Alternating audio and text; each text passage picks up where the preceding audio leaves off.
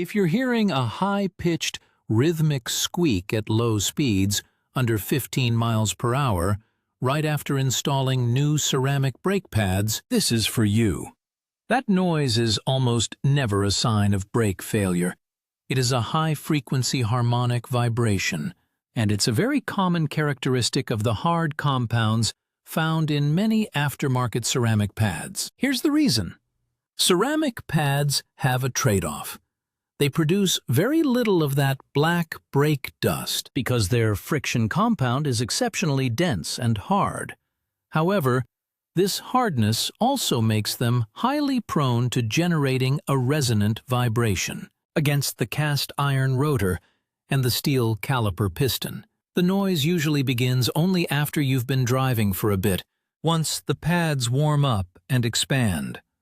That vibration then travels through the pad's metal backing plate and into the caliper bracket, which broadcasts the squeak you hear, because this is a physical vibration caused by how the parts are interfacing. Just waiting for it to break in over 500 miles rarely solves the problem. To fix this properly, you need to address that hardware interface.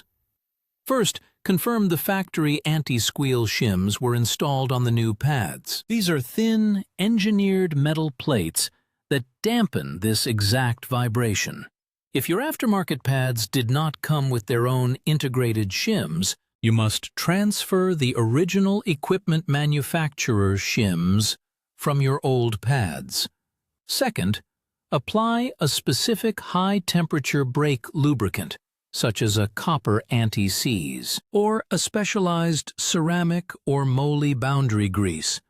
This lubricant goes in two places only: a thin film on the metal back of the brake pad's backing plate, and a light coating on the ears where the pad rides in the abutment clips.